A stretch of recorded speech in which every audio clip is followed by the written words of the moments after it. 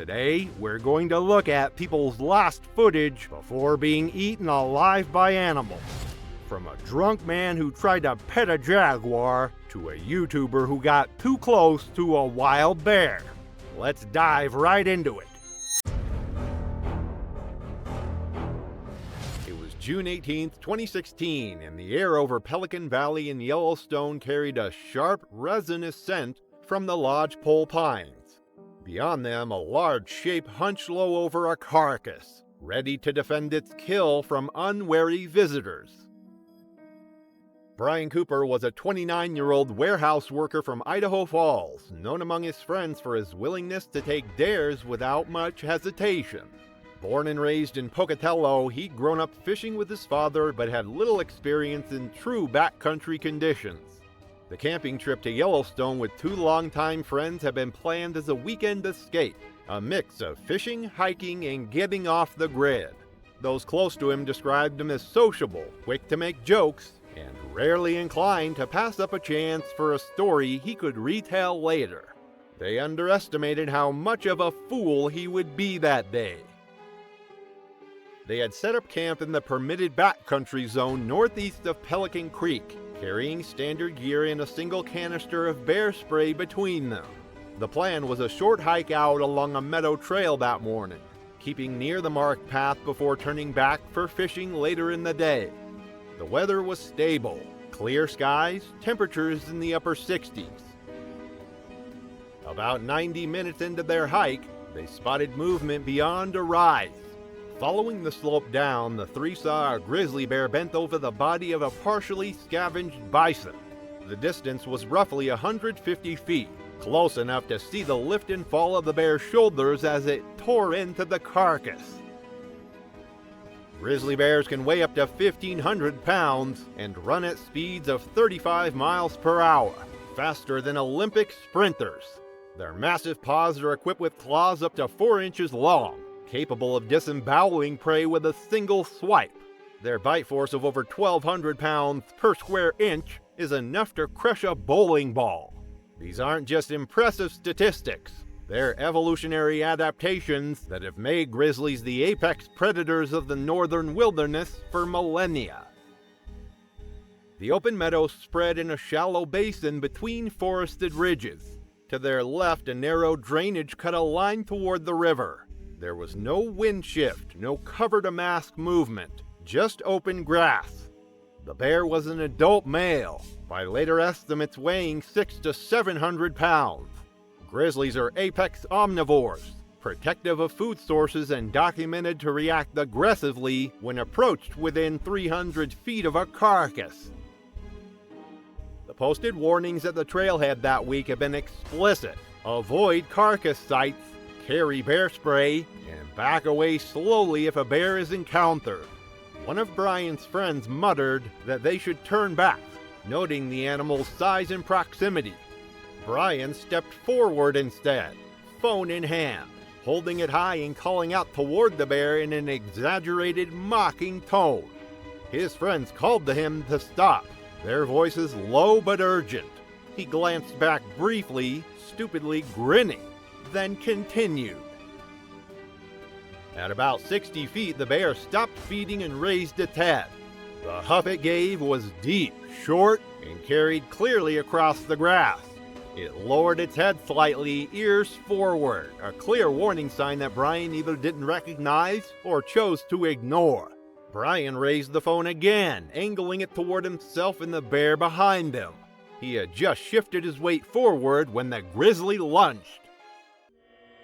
The movement was immediate. One moment the bear was still, the next it was charging at full speed. It crossed the ground in less than 2 seconds, covering the distance with shocking velocity. The first impact hit Brian square in the chest, sending him backward into the grass with tremendous force. The bear's forepaws came down hard, pinning him to the ground. Its head lowered, delivering a series of devastating bites to his head and upper torso.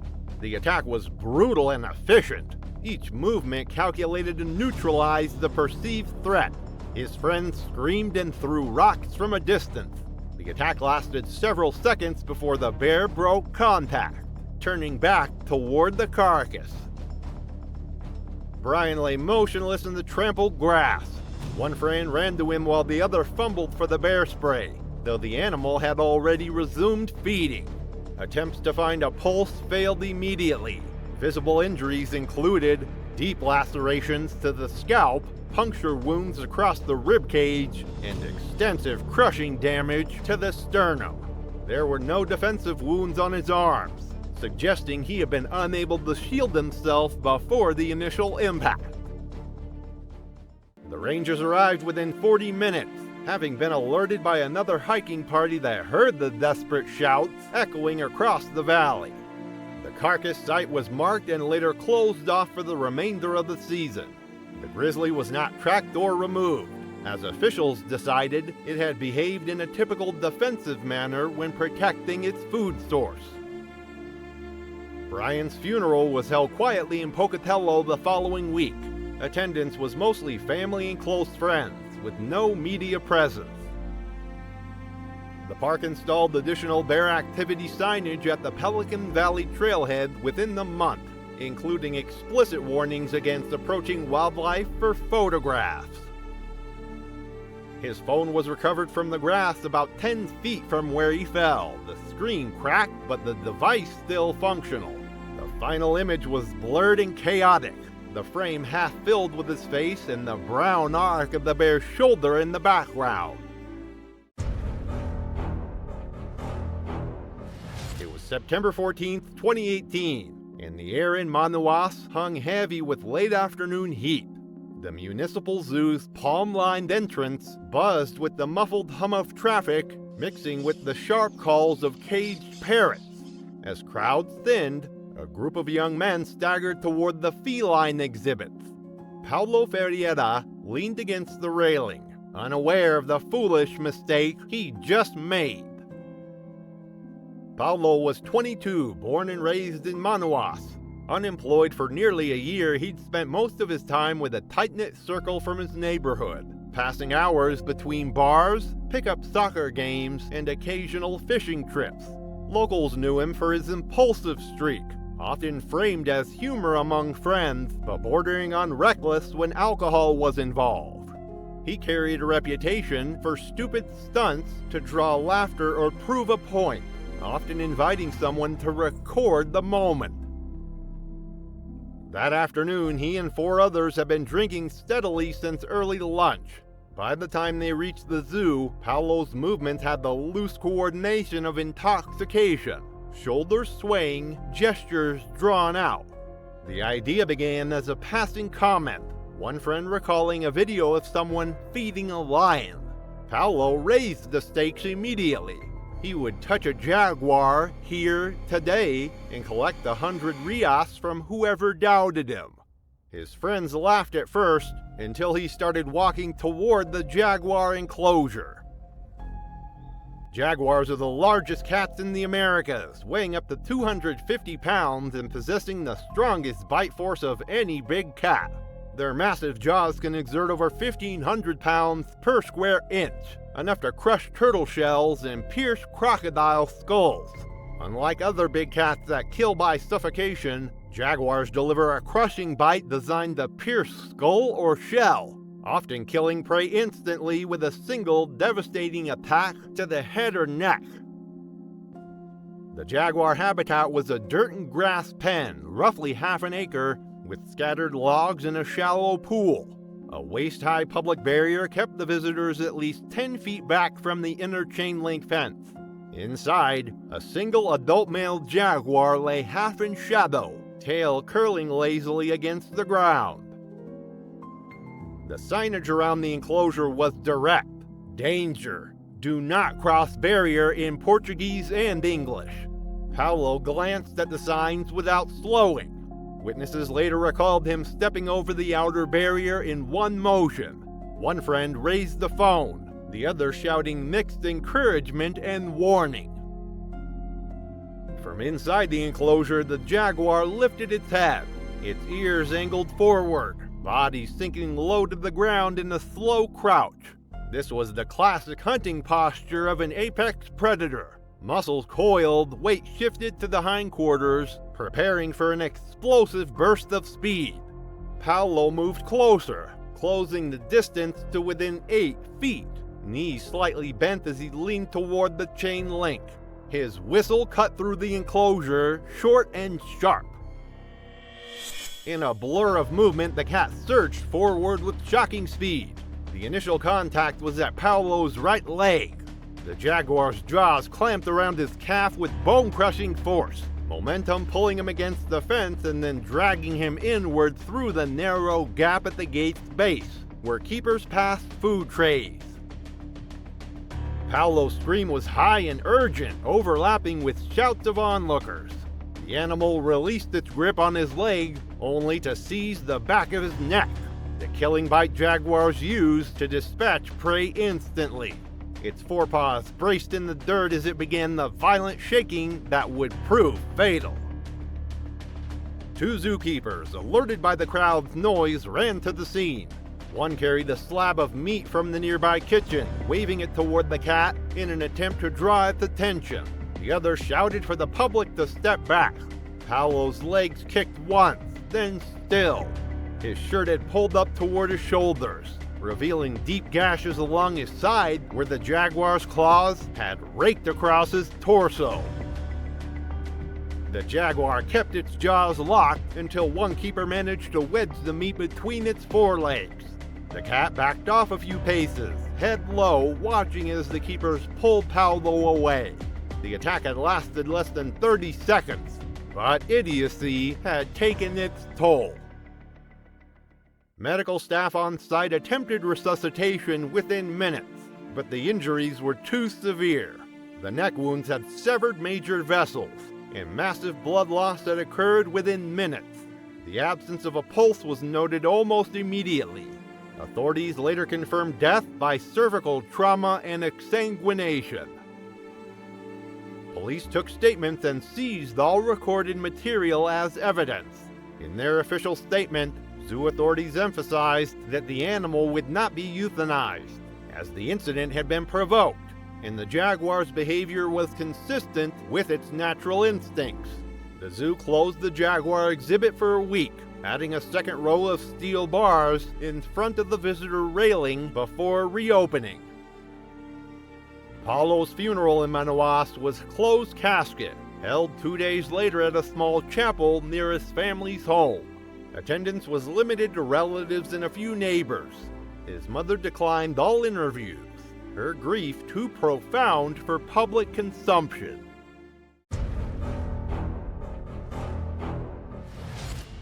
It was November 26, 2014. The day began warm and dry in Limpopo. At the entrance to the private safari park, guests queued for their guided drives, unaware that one of the resident lionesses would not remain a distant photo subject for long. Brenda Whitaker, 44, had arrived 2 days earlier from Manchester, England with her husband Alan. Both were seasoned travelers, having visited Egypt, India, and Kenya in recent years. Friends described Brenda as bold, sometimes to the point of overconfidence, especially around wildlife.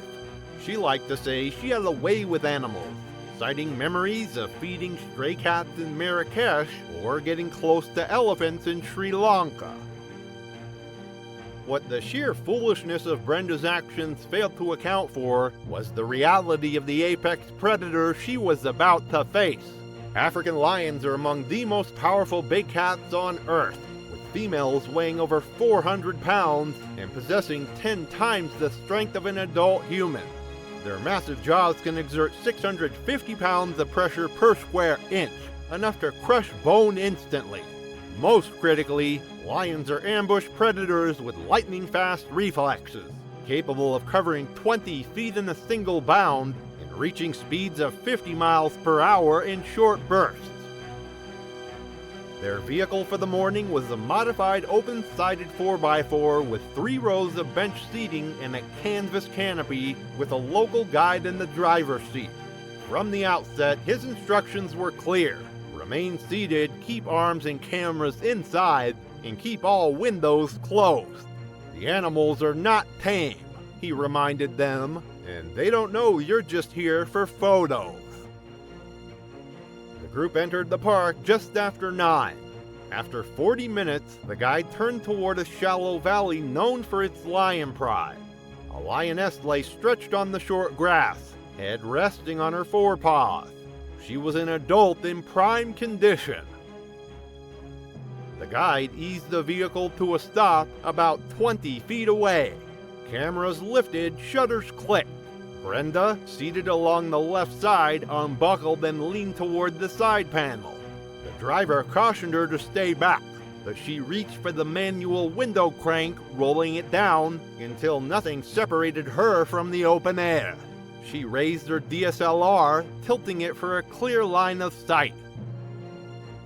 Witnesses in the back row reported that Brenda foolishly began making soft, high-pitched kissing sounds toward the lioness. The cat's head came up immediately, eyes narrowing, ears locking forward. These warning signs, the direct stare, the forward-facing ears, the sudden alertness, are part of a lion's natural communication system that precedes an attack. In the wild, these signals warn other animals of imminent danger, but humans often misinterpret them as curiosity rather than the predatory focus they actually represent. Brenda shifted her weight, leaning halfway out, lens trained directly on the animal.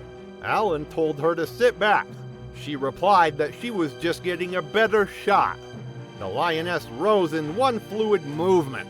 Her body stayed low, shoulders rippling under her coat, the short distance between them closing far faster than most people in the vehicle seemed to register. The first contact was the head thrust, her muzzle driving through the window space, followed instantly by jaws locking around Brenda's throat. Lions typically kill large prey by suffocation, clamping their powerful jaws around the throat and cutting off air supply. This technique, perfected over countless generations, ensures a quick kill that minimizes the predator's risk of injury from struggling prey. The force was enough to pull her upper body clear of the vehicle. Her feet braced against the floor in reflex. Alan grabbed his wife around the waist, pulling hard, but the lioness anchored her hindquarters, dragging backward. The tearing was audible, flesh, fabric, and tendon parting under the sustained bite pressure. Brenda made a choking sound that collapsed into silence within seconds. The guide shouted and fired a warning shot into the air. The lioness released only after 2 more backward tugs. Brenda slumped against Alan, blood running down her front. The vehicle turned sharply, accelerating toward the nearest ranger station. Another guest pressed a towel to the wound, but the bleeding was catastrophic. Minutes passed by, and by the time they reached the park clinic, she was unresponsive. A staff nurse pronounced death at 10:14 a.m. Park management called local police to take statements and secured the scene. The lioness was identified as one of the dominant females of the pride, known for avoiding vehicles unless provoked. Rangers emphasized that her behavior matched natural predatory reflex once the perceived boundary between human and habitat was crossed. She was not euthanized and continued to roam the reserve. Alan chose to have his wife cremated in South Africa. The process was handled quietly, without public memorial at the park, and her ashes were flown back to Manchester the following week. UK news outlets carried brief stories on the incident, often referencing similar attacks in other parks, but without publishing graphic details. The valley where the attack occurred remains part of the lion viewing route, but the guide who drove that morning has since left the park. It was April 8, 2013, and the forest of Kibale National Park in Uganda hid more than just mist and birdsong. Beneath the dripping canopy, a silverback gorilla, the kind that can crush bone with a single bite, would, before the day was over, turn raw power against a human. Samuel Pride was a 31-year-old English teacher from Calgary, Canada, who had been volunteering at a rural school near Fort Portal for 6 months. He had come to Uganda seeking life experience before committing to graduate studies back home. Colleagues remembered him as energetic, humorous, and occasionally impulsive. When he learned that guided treks to see wild chimpanzees and habituated gorilla groups were offered in Kabale, he booked a spot immediately, eager to return with stories for his students. Mountain gorillas are among the strongest primates on Earth, with adult males weighing up to 440 pounds and possessing the strength of 10 adult humans. Their massive arms span 8 feet, and their bite force exceeds 1,300 pounds per square inch, enough to crush bone instantly. Despite being habituated to human presence, these animals retain all their wild instincts and territorial behavior. A silverback's charge can cover 25 feet in under 2 seconds, and their displays of dominance often involve life-threatening violence. That morning, Samuel joined 7 other visitors at the park headquarters. Their guide, a veteran tracker named Moses, gave the standard safety briefing about maintaining a minimum distance of 23 feet from gorillas, speaking in low voices, avoiding eye contact with silverbacks, and most importantly, never feeding or attempting to touch any wildlife. Moses explained that the feeding ban wasn't just about preventing aggression, but also stopping transmission of human diseases. Samuel nodded along and signed the waiver with the rest of the group, but later admitted to another visitor that he thought the rules were more for city tourists who panicked too easily. The trek began mid-morning. The forest floor was littered with half-chewed fruit and fresh dung, signs the gorillas were near. Within 40 minutes, the group encountered a small family unit resting in a dappled clearing.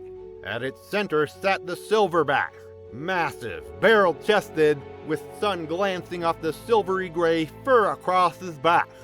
He watched the group with deliberate stillness, his dark eyes calm but assessing. The trekkers formed a loose semicircle, cameras quietly clicking. Moses reminded them in a whisper to maintain their distance. Samuel stood toward the front, his daypack slung loosely over one shoulder. Then, in a move that could only be described as incredibly stupid, he unzipped his pack and pulled out a ripe banana, as if the explicit safety briefing minutes earlier had been optional background noise. While the others concentrated on photographing a juvenile climbing a nearby tree, Samuel seemed determined to ignore every warning he'd been given. One witness later recalled Samuel grinning before underhand tossing the fruit toward the silverback. It landed short, rolling once on the leaf litter. The reaction was instantaneous. The silverback surged forward in a low chest-forward charge, emitting a deep guttural roar. Most of the group instinctively backed away, but Samuel froze, his hands half raised in a futile gesture of surrender. The gorilla closed the distance in less than 2 seconds. With one massive arm, he seized Samuel by the upper arm, his grip crushing bone and muscle.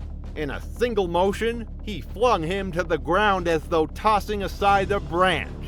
Before Samuel could rise, the silverback delivered a stamping blow to his chest. The silverback then sank his teeth into Samuel's left shoulder before dragging him several meters toward the undergrowth. His vocalizations were short, explosive grunts, warnings to the rest of the group to not interfere. Moses and the other ranger reacted by producing wild celery leaves, shaking them while making soft hooting sounds, a distraction technique sometimes effective with habituated gorillas.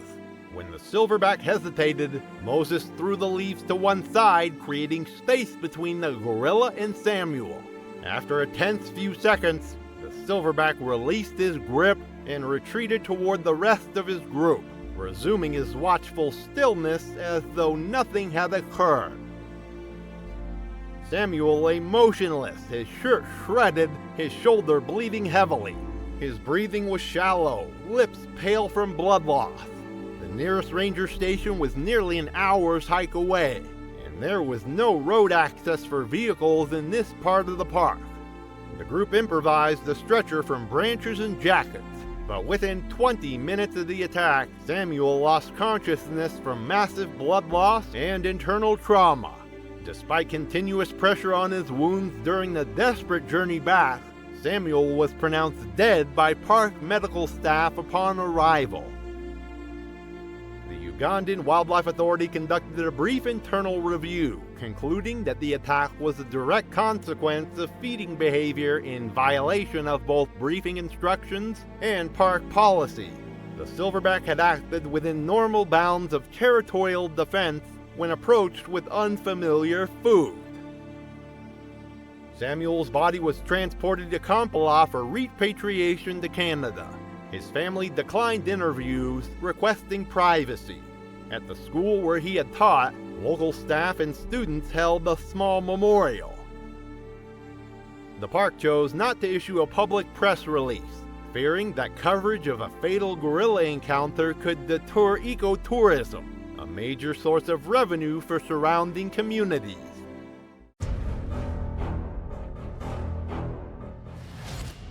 It was July 17, 2016. It began clear and hot over Oahu. The summer water temperature hovered near 80 degrees Fahrenheit, ideal for swimmers and divers, but also prime conditions for sharks, which often patrol the deeper edges of the reef during this time of year. Jason Tully was a 27-year-old handyman based in Honolulu, known among friends for being competent in the water but more of a recreational snorkeler than a seasoned hunter. That weekend, he agreed to join two friends, both experienced spearfishers, for an afternoon dive off the windward coast. The plan was casual: swim out from a small cove, take a few fish for dinner, and return before sunset. The men met at the beach around 1 p.m., rigging gear under the shade of ironwood trees. Jason borrowed a short spear gun from one of the others, along with a mesh catch bag meant for storing fish during the dive. As they checked equipment, one friend named Kaleo reminded Jason of a standard safety practice: keep your catch bag in the boat or float it well away from your body. Speared fish bleeding into the water act like a dinner bell for predators. Jason nodded, but minutes later, in an act of either stupidity or forgetfulness, he clipped the bag to his belt anyway.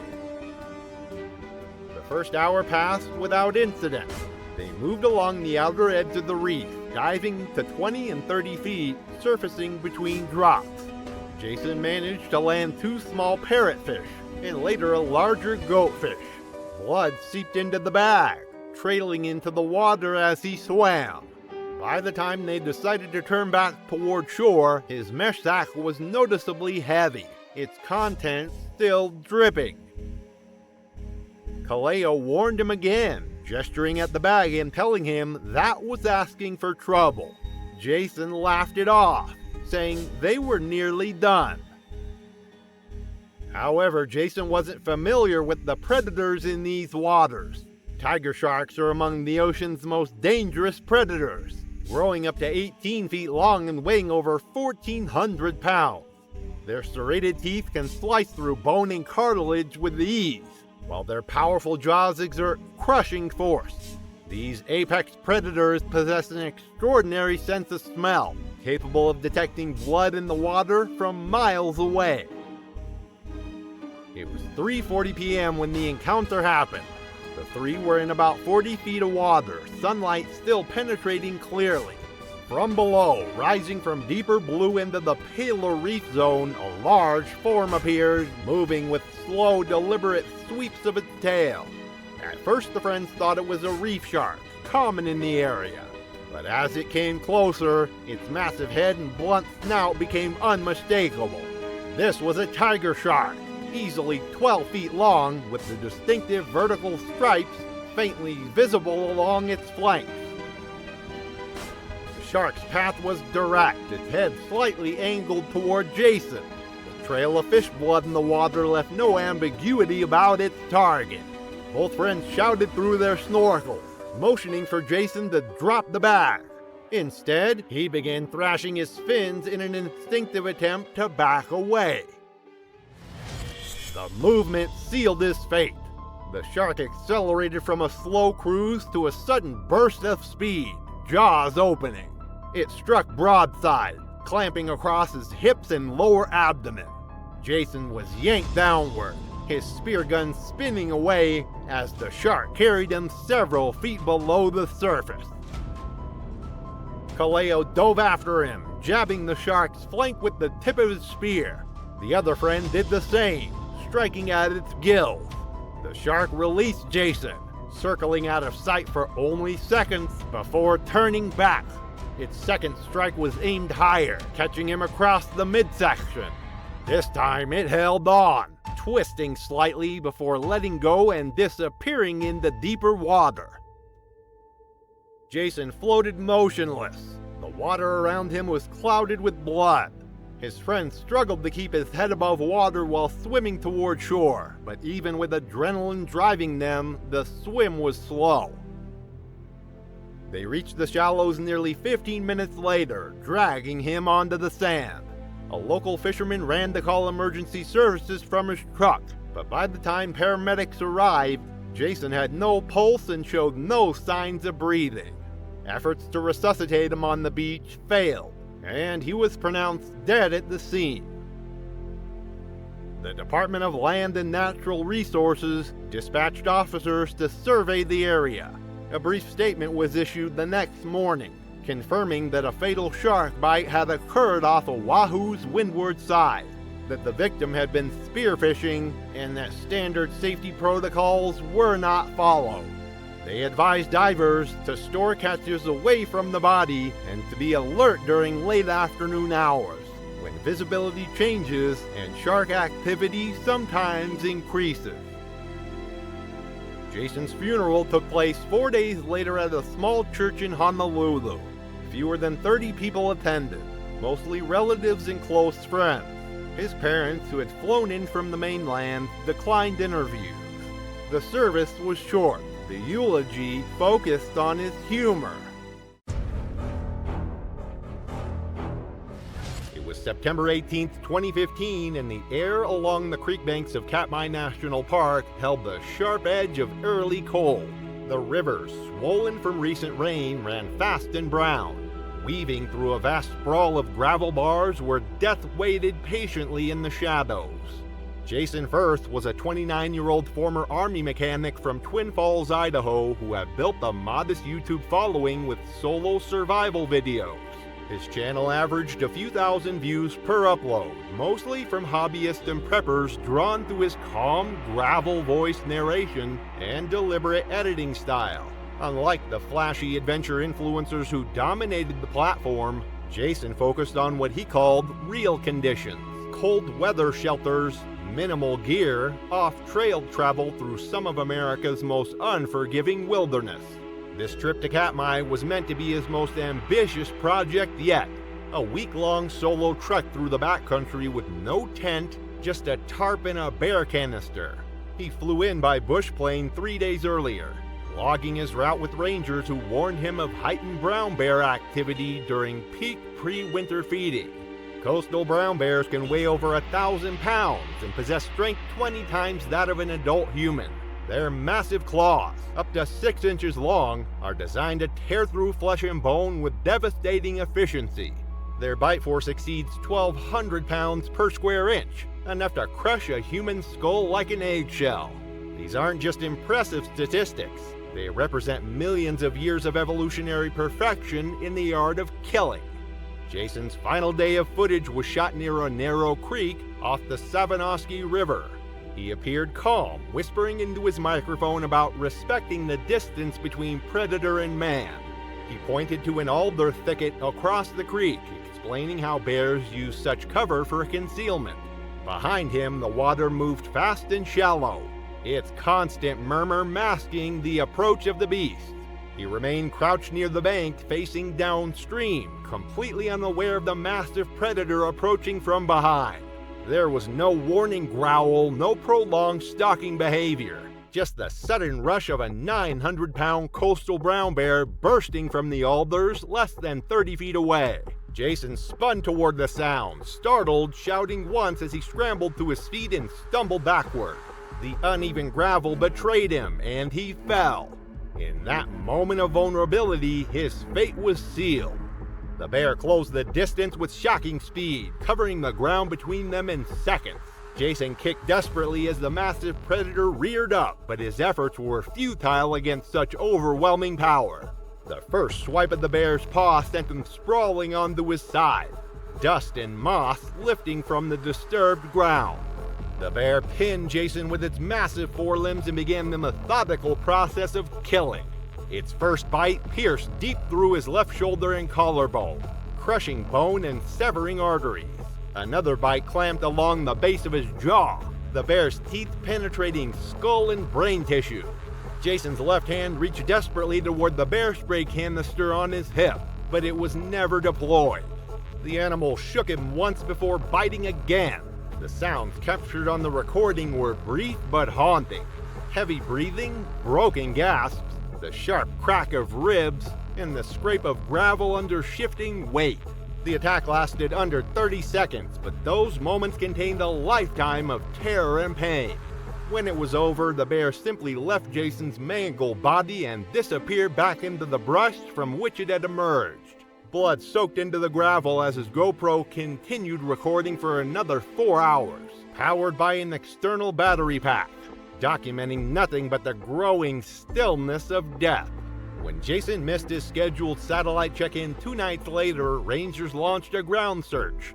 They located his camp upstream, a tarp shelter partially collapsed, food properly sealed in an untouched bear canister, GPS unit lying atop a waterproof map.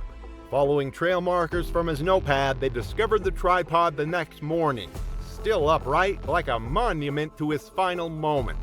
His body was found nearby, partially buried in disturbed soil and leaf litter.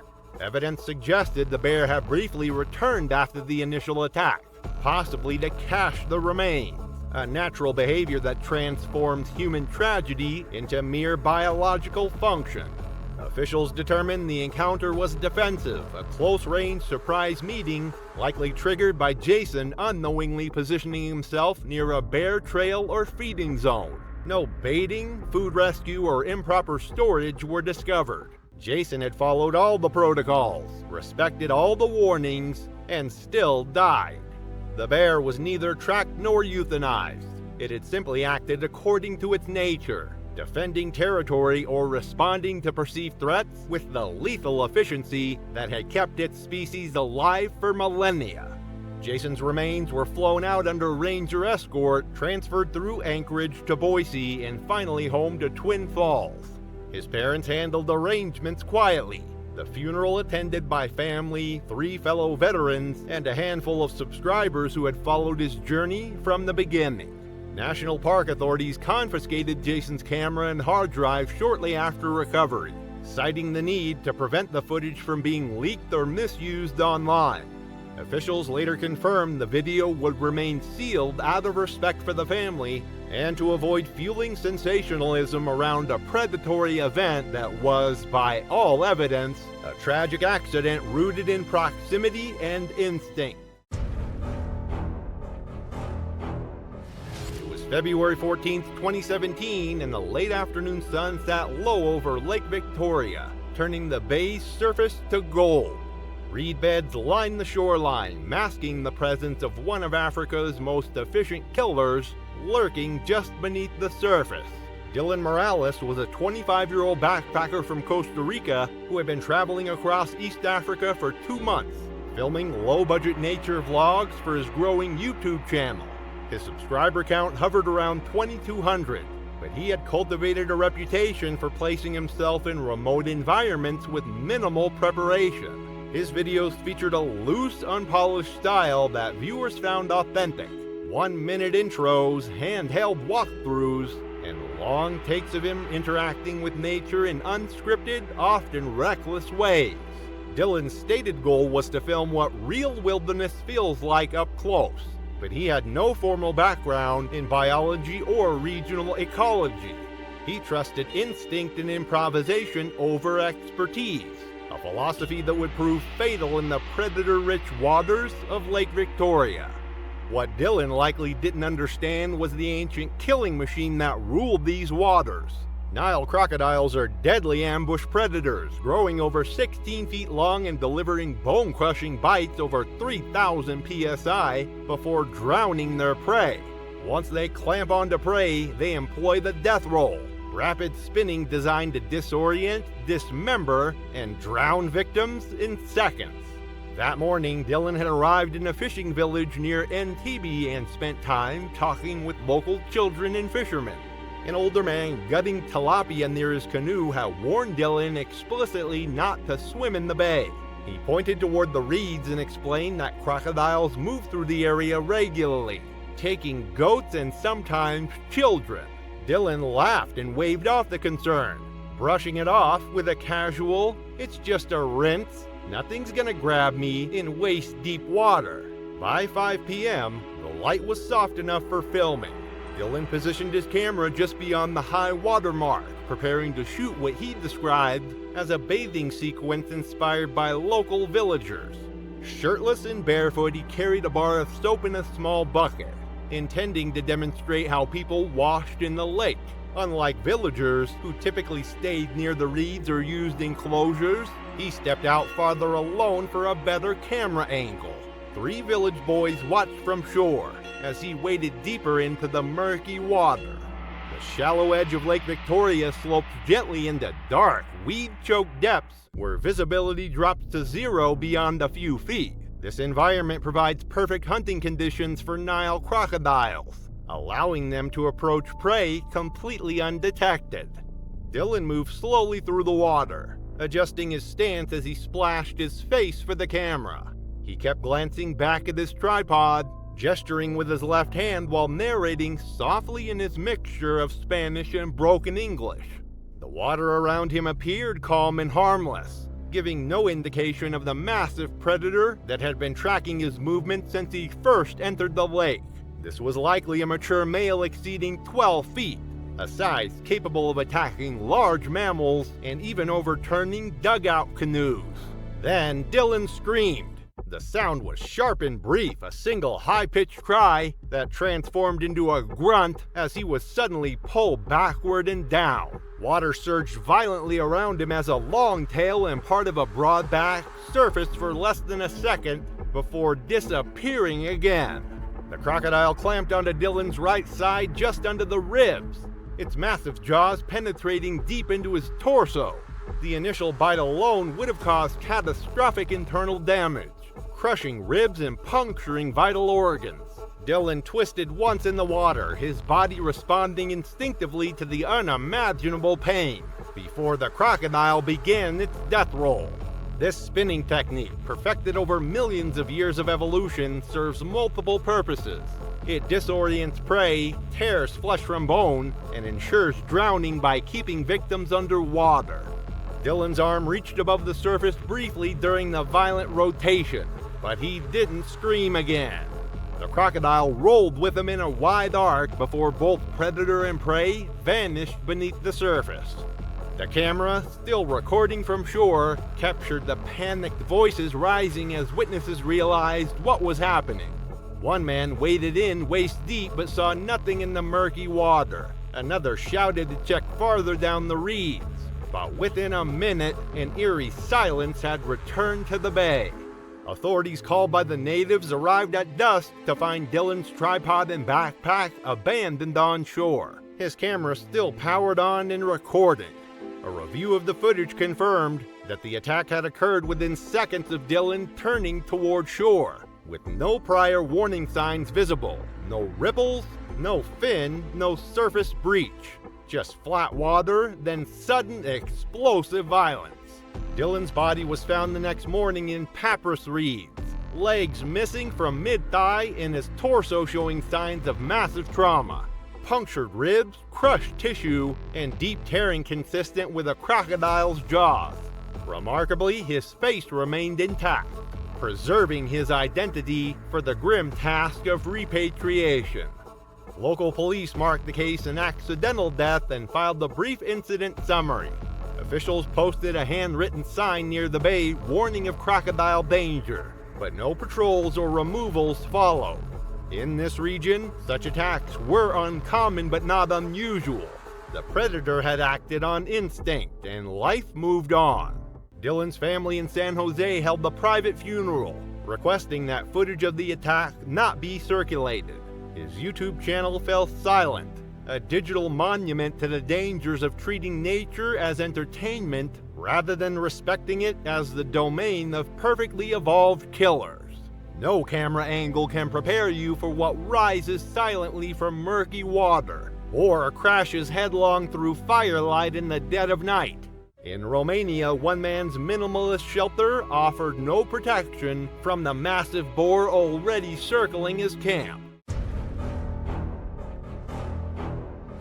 It was November 4th, 2016, and a thin crust of snow covered the valley floor in Romania's southern Carpathians, where ancient forests concealed predators that had terrorized humans for millennia. Cold wind moved through bare beech branches, stirring dry leaves and waves along the ground, while something massive moved beyond the firelight. Ian Campbell was a 34-year-old Canadian with a forestry degree who had worked trail maintenance jobs in British Columbia before launching a modest YouTube channel focused on primitive shelter building and cold weather survival. His content was slow-paced and instructional, attracting just under 4,000 subscribers, mostly hobbyists and DIY enthusiasts drawn to his calm, thorough approach to wilderness skills. This trip to Romania was meant to elevate his channel to the next level. Ian had chosen the Carpathian wilderness for its thick forest cover, large carnivore populations, and lack of foot traffic in late fall. He packed light to stay mobile and true to his channel's minimalist ethos, with only a tarp, hatchet, camera equipment, and basic food supplies. Notably, he carried no firearm or deterrent, a deliberate choice to showcase survival without modern defenses, even in terrain known to harbor large predators.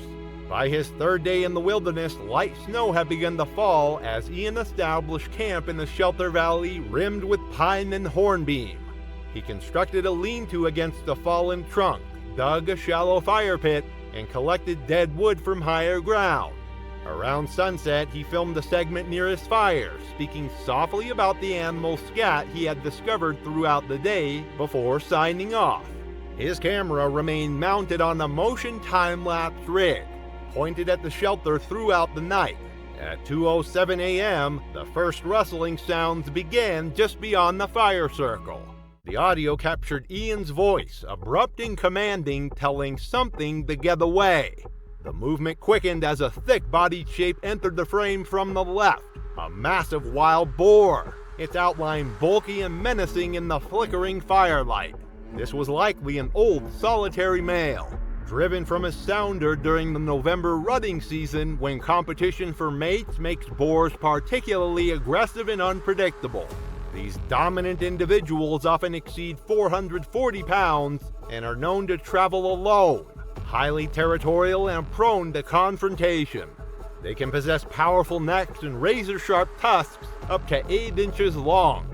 These massive omnivores have poor night vision, making them easily startled and prone to violent defensive attacks when they feel cornered or threatened. Ian sat up in his sleeping bag, grabbing a thick stick from behind his shelter as the boar advanced with jerky, agitated movements. The animal snorted and stamped, displaying the classic warning signs of an imminent attack that Ian either didn't recognize or couldn't properly respond to in his vulnerable position. He shouted again, louder this time, and struggled to stand while still partially trapped in his sleeping bag. The boar charged, covering the distance between them in seconds. Its razor-sharp tusks caught Ian mid-thigh, the impact lifting him slightly before knocking him backward to the ground. The initial gore likely severed his femoral artery, causing massive blood loss that would prove fatal within minutes. Ian hit the frozen earth hard, screaming once in pain before attempting to crawl away from his attacker. The enraged boar spun and attacked again, this time driving its snout and tusks into Ian's lower torso with bone-crushing force. The camera footage blurred as the tripod was knocked sideways during the violent struggle, but the audio continued recording the sounds of Ian's agony. His screams were short and broken, punctuated by groaning as the massive animal continued its assault. Wild boars kill by goring, trampling, and rapid blood loss. Their tusks inflict deep wounds, while their weight can crush bones and organs. Ian's last audible sound came at 2:09 a.m., a sharp intake of breath that stopped suddenly as death claimed him. The entire attack had lasted less than 2 minutes. His body was discovered 2 days later by a volunteer ground team conducting a grid search along a stream bed below a ridge. They spotted the torn remains of his sleeping bag first, then followed a short trail of blood and churned leaves to where his body lay. Forest rangers followed tracks from the campsite through a nearby thicket and located the responsible boar feeding on the remains of a previously killed deer. The animal showed no fear when approached, displaying the aggressive confidence of a dominant predator. After confirmation of its involvement in Ian's death, the approximately 500-pound boar was shot and removed from the area.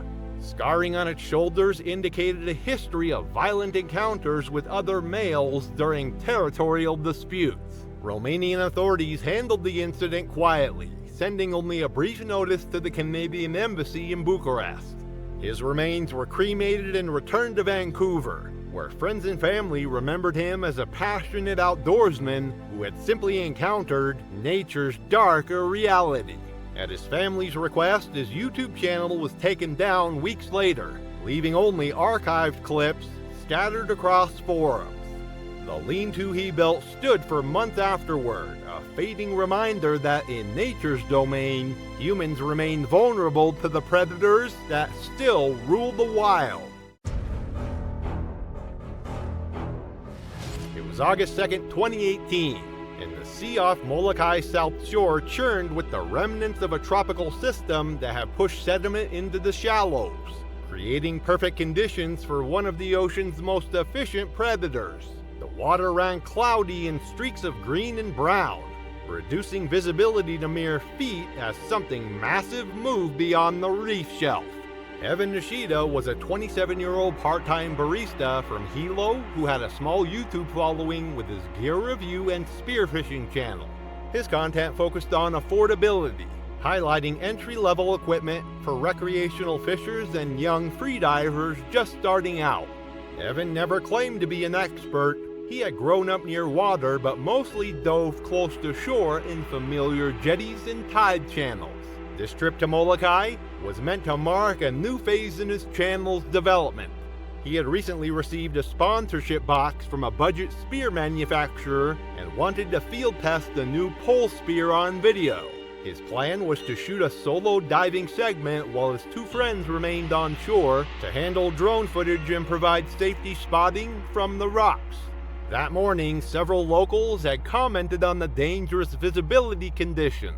Rain from the previous day's storm had stirred up the seabed, creating the murky water that tiger sharks exploit for hunting. Tiger sharks grow up to 16 feet and 1,400 pounds. Their massive jaws contain rows of serrated teeth specifically designed for tearing flesh and bone. Unlike smaller reef sharks, tiger sharks are opportunistic hunters that actively patrol shallow waters, especially during periods of poor visibility when their prey cannot detect their approach. A lifeguard had warned Evan directly to stay high in the water column if he planned to film, explaining that sharks become more aggressive when they cannot see clearly. Evan nodded but made no adjustment. He later told a friend through a call that he thought the lifeguard was being overly cautious, and that staying near the reef would give him the lighting and close-up shots he needed. With a new gear sponsor expecting footage that week, he felt pressure to deliver something dramatic, even if it meant ignoring the advice. He entered the water just after 10:15 a.m., wearing a GoPro chest mount and carrying only a short fiberglass pole spear, a primitive tool better suited for small reef fish than fending off large predators. The reef shelf where he began diving was relatively shallow at less than 8 feet. but it dropped off sharply around 40 yards from shore into the deeper hunting grounds where tiger sharks patrol for prey. Evan filmed several test shots and narrated a segment about spear tip attachments, his tone casual and focused as he drifted over darker patches of reef. At 10:24 a.m., a lifeguard sitting 100 yards away spotted a large, dark shape moving through the water. Using binoculars to watch the shelf's edge, he noticed a single splash followed by a fast-moving form cutting just beneath the surface, heading directly toward Evan's position with predatory intent. The recovered GoPro footage captured the exact moment of the attack with horrifying clarity. The tiger shark emerged from the lower right side of the frame, fast, silent, and massive. Evan turned at the last second, his arm shifting to raise his spear in a futile defensive gesture. The shark clamped its jaws around Evan's right flank and stomach with bone-crushing force. The initial bite alone would have caused catastrophic internal damage, severing arteries and crushing organs. Evan's scream was cut short as the massive predator wrenched him violently through the water, blood exploding across the camera lens as the shark performed a brief death roll before releasing its grip. Evan surfaced once, gasping desperately for air.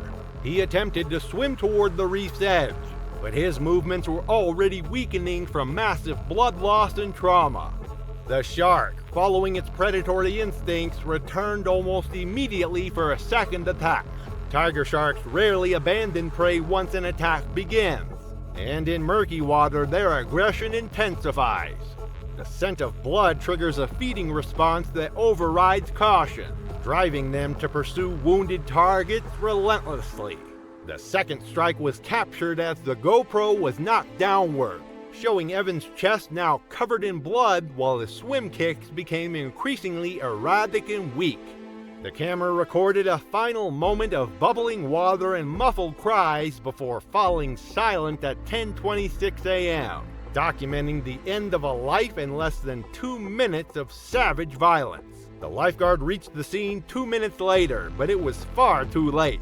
Evan's body floated face down near the drop-off, his right arm missing below the elbow and his torso showing massive trauma, including evisceration and deep tissue loss, consistent with sustained feeding behavior. Paramedics were called by the lifeguard. Arriving 10 minutes later, they performed triage on the sand but declared him dead at 10:38 a.m. The Hawaii Department of Land and Natural Resources confirmed the bite pattern as consistent with a subadult tiger shark, likely measuring 10 to 12 feet in length. No culling efforts or increased patrols followed the attack, as officials recognized it as unprovoked predatory behavior during normal feeding patterns. Evan's funeral was held 6 days later in Hilo, attended by extended family, co-workers, and a small group of local divers who had followed his videos. At his parents' request, the YouTube channel was taken down within a week, with a brief statement posted thanking viewers and urging caution for others who venture into wild waters. It was June 25, 2014, and the gravel roads near the northern boundary of a private reserve in Limpopo lay dry and silent. Sparse acacia thorns cast long, jagged shadows across the roadside scrub, while something big and lethal watched from the dense thorn belt beyond. Martin Dupont was a 31-year-old French expatriate with a low-profile wildlife content channel known mostly among ecotourism followers and travel vloggers. He had volunteered in South Africa during his 20s, working at a rehabilitation camp near Kruger, an experience that had given him a loose network of local contacts and a dangerously romantic notion of African wilderness. By 2014, he had returned with borrowed gear and about 5,100 subscribers, chasing viral fame through increasingly reckless encounters with apex predators. Martin's videos featured dramatic titles like tracking alone after dark and sleeping next to a lion, but his actual footage was quiet and meandering, lacking the professional polish that might have justified the risks he took. He was pursuing an idea more than a coherent format, raw personal proximity to animals that could kill him without effort or remorse. This trip to Limpopo wasn't sanctioned by any legitimate wildlife organization. Martin had paid a local game drive operator off the books to bring him to a seldom-used road outside a reserve where lions were known to cross during the colder months. His goal was to capture himself at eye level with a lion in soft focus, believing that just one 30-second viral clip could transform his modest channel into internet stardom. The operator, a Sangha man in his 50s who had worked in game areas for years, had warned Martin repeatedly about the dangers. He emphasized the importance of staying in the vehicle, avoiding the grass line, and never crouching near brush where predators could approach undetected. Martin nodded at each warning, but evidently dismissed the concerns. In one of his videos, he claimed that lions were shy creatures that wouldn't attack unless provoked. At 10:42 a.m., Martin stepped out of the idling vehicle and placed his tripod 10 feet ahead, aiming the lens toward a low ridge of elephant grass. His plan was to frame himself against the open bush, creating the intimate wildlife footage that he believed would make him famous. The recovered footage showed him moving back and forth between camera and vehicle, adjusting focus and testing distances while wearing a faded khaki shirt and soft boots that muffled his steps. His confidence in his ability to read animal behavior and maintain safe distances would prove to be a deadly miscalculation. A lioness had already been watching from the elephant grass, employing the patient stalking behavior that made her species successful for millions of years. Lions use stealth and camouflage to deadly effect, remaining unseen in tall grass until the moment they strike, covering distances up to 50 feet in mere seconds. Females weigh up to 300 pounds and possess the strength to bring down prey many times their size. Martin crouched at his tripod height to align a shot, unknowingly triggering the lioness's predatory instincts. In the wild, crouching behavior often signals vulnerability or injury, making it an irresistible trigger for hunting cats. His low posture and focused attention on his camera equipment left him completely unaware of the massive predator positioning herself for a killing strike. The lioness charged from less than 30 feet away, covering the distance in seconds. Martin never had time to turn around or react to the approaching threat. The massive predator struck him across the back with both front paws, her claws extended and her full weight behind the impact. The blow knocked Martin face down onto the gravel with bone-crushing force, stunning him and making any escape attempt impossible. The lioness immediately clamped her powerful jaws around the side of his neck and shoulder, her 4-inch canine teeth penetrating deep into vital structures. The lioness then dragged Martin's body several meters into the brush, following the instinctive behavior that helps lions protect their kills from scavengers. The entire attack lasted less than 40 seconds. The operator, unarmed and alone, could only radio for help and drive away at speed to find assistance. By the time rangers arrived 20 minutes later, the lioness had vanished back into the reserve, leaving behind Martin's mangled corpse partially hidden under brush. His throat had been torn open by the lioness's powerful jaws, while deep punctures marked his shoulder and upper back where her teeth had penetrated. Dragging abrasions on his legs showed how she had moved him into concealment. Forensic examination confirmed death within seconds due to catastrophic cervical trauma. The lioness was identified by her tracks but left undisturbed, as she had remained within the unfenced reserve perimeter and shown no evidence of repeated predatory behavior toward humans. Officials classified the incident as a clear result of human error. Martin's body was flown back to France within the week, and his funeral was held in a small chapel outside Lyon, attended by family, a few former co-workers, and 2 wildlife colleagues from his early volunteer days. At his family's request, his YouTube channel was quietly deactivated to prevent the footage from becoming exploitative or misused. It was August 23, 2018.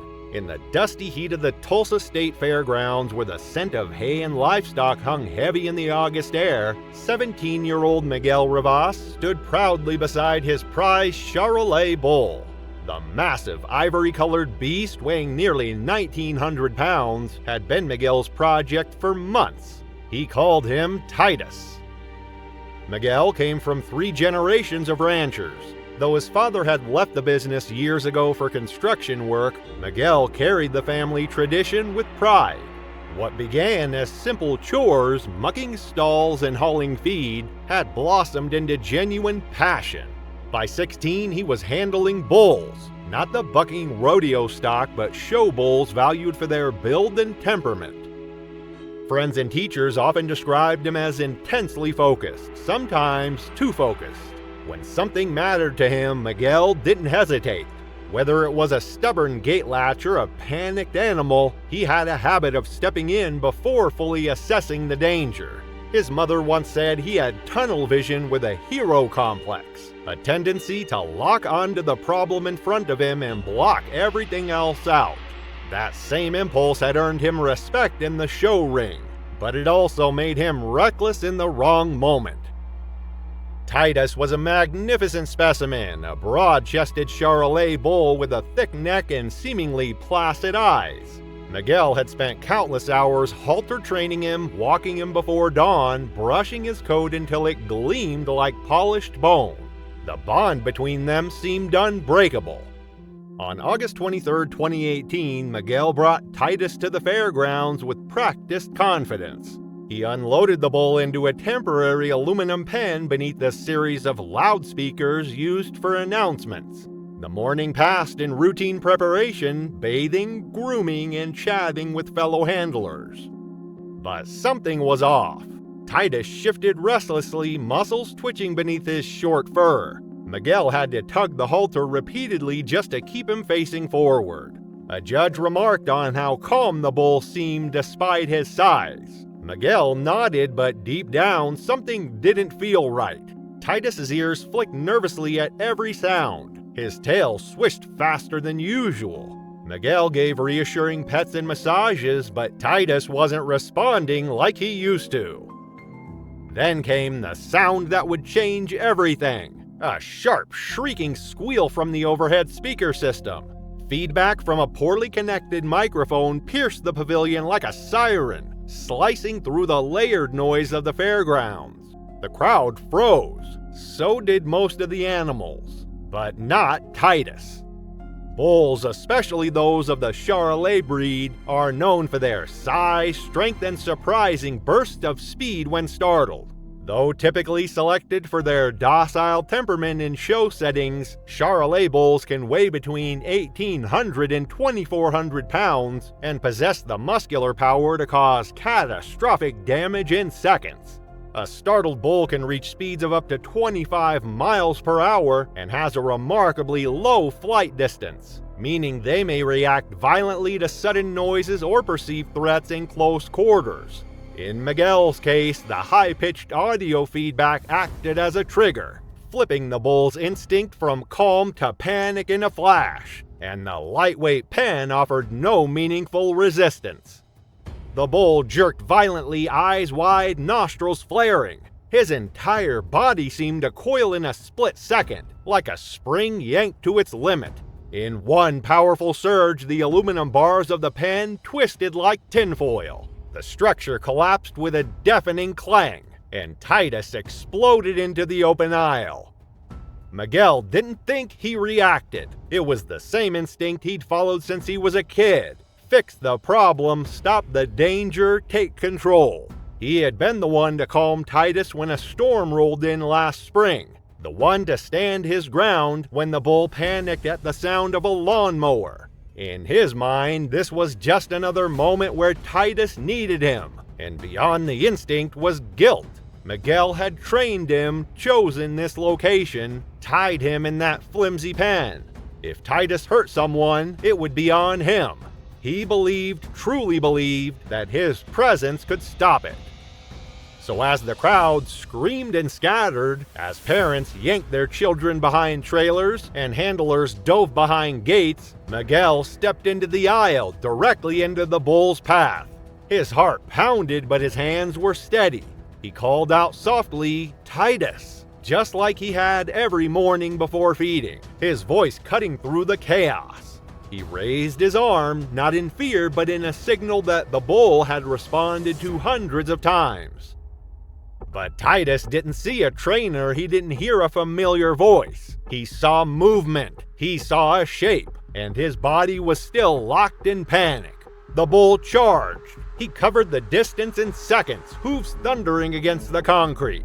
Miguel barely had time to flinch. Titus slammed into him at full speed, lifting him off the ground with the blunt force of a freight train. Miguel's body twisted midair and struck the concrete with a sickening crack. He didn't move. Gasps rippled through the onlookers, but it wasn't over. Titus spun back, eyes wild with terror, and gored Miguel in the side. The horn tore into his abdomen, lifting his body like paper.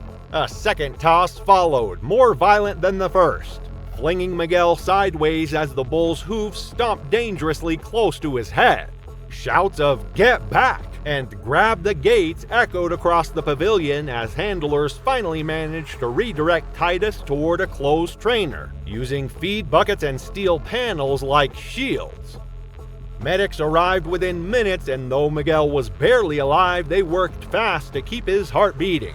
In the ambulance, they pressed hard on the wound to his stomach, gave him fluids, and did everything they could to stop the bleeding. At the hospital, doctors rushed him straight into surgery. His belly was full of blood, and they found a major artery torn, along with damage to his liver and spleen. He had already lost almost half of the blood in his body. The surgical team gave him emergency blood transfusions and tried to stop the bleeding, but his blood pressure kept dropping. Then fluid started building up around his heart, making it harder to pump, something doctors call cardiac tamponade. They opened his chest to relieve the pressure, but the injuries were just too severe. Less than 45 minutes after reaching the hospital, Miguel's heart stopped. The doctors tried everything, chest compressions, electric shock, but he was gone. In the days that followed, grief swept through the Tulsa ranchers' community. Miguel's stall turned into a quiet memorial draped with flowers, ribbons, and handwritten notes. Fellow competitors left behind halters and belt buckles in tribute. The fairground committee launched a full review, and new safety regulations were quickly implemented. Reinforced steel pens became mandatory for large livestock, and aluminum fencing was banned for animals over 1,500 pounds. Leaders spoke of his work ethic, calm leadership, and devotion to his animals. Some said he died doing what he loved. Others whispered that no teenager should ever be that close to a bull. His death sparked real change. Policies were rewritten, safety briefings expanded, and structures rebuilt with risk in mind. But for those who were there that day, for the parents who pulled their children back, for handlers who heard the speaker squeal before the chaos, it's more than policy, because danger doesn't always announce itself. Sometimes it waits, quiet, patient, until the moment it charges. It was January 12, 2022. In the day's early hours, the Ferocious Valley Dairy in Fresno County, California, became the site of a horrific workplace tragedy. What began as a routine morning for Raul Ortega in one of the region's largest dairy operations would conclude in a terrifying end. Raul was no novice to dairy work. At 28 years old, he had spent over a decade mastering the delicate dance between man and beast in industrial agriculture.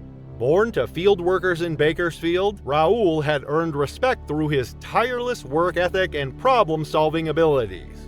Though not officially a manager, he was the one who trained newcomers and handled the complex machinery that kept the operation running. The Ferocious Valley Dairy housed nearly 1,800 Holstein cows, each animal passing through the rotary milking system daily in a precisely choreographed routine. Raoul understood the subtle language of these massive creatures, how to move among them without triggering alarm, how to anticipate their movements, and how to maintain the calm atmosphere essential to dairy production. At 4:38 a.m., Raoul stood inside the holding pen, guiding the first group of 40 cows into position for the morning milking. The air was cold, filled with the familiar scents of hay and manure. The fluorescent lights cast harsh shadows across the concrete floor as the massive black and white Holsteins shuffled forward. What happened next would change everything. A newly installed vacuum pump, one that Raoul had flagged just days earlier for making unpredictable high-pitched noises, suddenly emitted a piercing mechanical shriek. It wasn't a slow build or a groan of warning, it was a sharp metallic scream like steel teeth grinding against each other at high speed. The noise tore through the cavernous barn, bouncing off the corrugated metal walls and amplifying into something that sounded like a machine exploding. To human ears, it was unbearable, but to the hypersensitive hearing of the cows, it was a sonic assault. The effect was immediate and catastrophic. Holstein dairy cows may appear docile, but these are not small animals. Weighing between 1,200 and 1,500 pounds each, they become lethal when panicked in confined spaces. Their wide-set eyes give them nearly panoramic vision, but at the cost of depth perception, making them prone to sudden reactive movement when startled. Combined with their strong herd instinct, even a few frightened cows can trigger a chain reaction of chaos. In a narrow alley or milking lane, a frightened herd doesn't scatter, it surges. When these animals bolt, their momentum is nearly impossible to stop. The sharp turns and steel gates of a barn become hazards rather than boundaries, and anyone caught in the path, no matter how experienced, is suddenly fighting against thousands of pounds of muscle and confusion. The first row of cows bolted forward. One slipped on the wet concrete and crashed sideways into the metal gating. This triggered a chain reaction as 36 terrified animals surged backward and sideways, creating a chaotic mass of thrashing hooves and massive bodies. Raoul, trapped in the middle of the holding pen, had nowhere to escape. He attempted to reach a side gate, but the space was too tight and the animals too frenzied. As he wedged himself near a feed bin, a cow slammed into him from behind, knocking him onto the concrete floor. What followed was a horrific sequence. A hoof crushing his thigh, another striking his ribs, and then the full weight of a panicked cow dropping onto his body. Raoul's consciousness flickered as hoofs continued to strike around him. The sickening sound of bones breaking mixed with the continued screeching of the malfunctioning pump. By the time co-workers managed to shut down the system and clear the pen, Raoul had suffered catastrophic injuries, a shattered leg, broken ribs, and severe internal bleeding. The paramedics arrived shortly after and worked feverishly for 27 minutes, administering 4 units of blood plasma, performing emergency chest decompression, and attempting 3 rounds of cardiac resuscitation. But the catastrophic internal injuries had already caused irreversible damage to his vital organs. Despite emergency responders' efforts, Raul Ortega was pronounced dead at the scene, his body broken beyond recovery. The investigation confirmed what many had already suspected. The faulty vacuum pump that Raoul himself had reported was the trigger for the deadly stampede. The authorities launched a full inspection and had the facility shut down for a year for renovation after seeing other substandard conditions. The accident at Paraiso Valley Dairy is a grim warning. Working with massive animals in tight spaces can turn deadly in seconds. Even skilled workers don't stand a chance when machinery fails and 1,000-pound cows panic. Now, in dairy barns across California's Central Valley, workers move differently, sharper, more cautious. They know even the calmest cow can become dangerous when scared. A broken gate, a sudden noise, and the same animals they milk every day can turn into uncontrollable forces. It's a reminder that no matter how familiar the routine, one wrong moment can change everything. It was February 17, 2023. Under cover of the Montana sky, a tragedy unfolded that would remind us all of nature's raw, unforgiving power. The wind carved dry lines across the eastern plains as Henry Cale Morgan, age 62, a lifelong rancher, tightened his worn leather gloves and prepared for what would be his final morning at Gray Ridge Ranch. Raising bison wasn't just a job to Henry, it was a calling that ran generations deep. His great-grandfather had worked this same land before the Dust Bowl, and Henry had taken over after his father's stroke in the late 1980s. Where others saw danger, Henry saw nobility. Where others used machines and teams, Henry preferred working alone. Just a man and his animals in silent understanding. Each of his animals had a name, though he rarely spoke them aloud. He knew their patterns, their moods, their limits. The largest of them, a 6-year-old breeding bull weighing close to 2,000 pounds, had been especially difficult in recent months. More aggressive, less predictable. But Henry's confidence never wavered. Spring on Gray Ridge Ranch brought the usual challenges: thawing mud, fence repairs, and the biannual transfer of breeding males. That Monday morning, construction crews were installing hydraulic gates on the east paddock, creating unfamiliar chaos for animals that preferred silence and routine.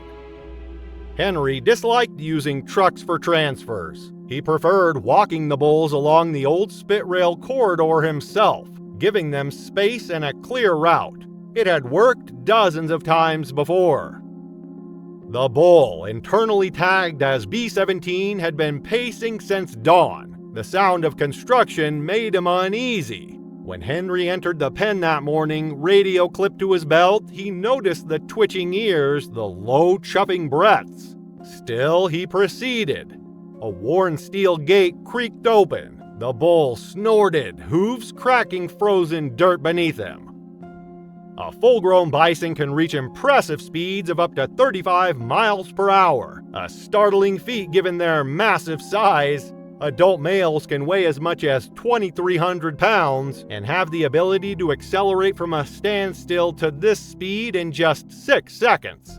Bisons possess muscular necks that support their enormous heads, which function like battering rams used during mating season headbutting contests to establish dominance and in defense against predators such as wolves, bears, or rival bulls. Their aggression in the wild is swift and decisive, often preceded by warning signals like deep growls and raised tails, and they can leap obstacles up to 6 feet high. Injured or provoked bison do not hesitate to charge, as seen in a Yukon incident where an animal thought to be down suddenly rose and fatally charged a hunter before collapsing.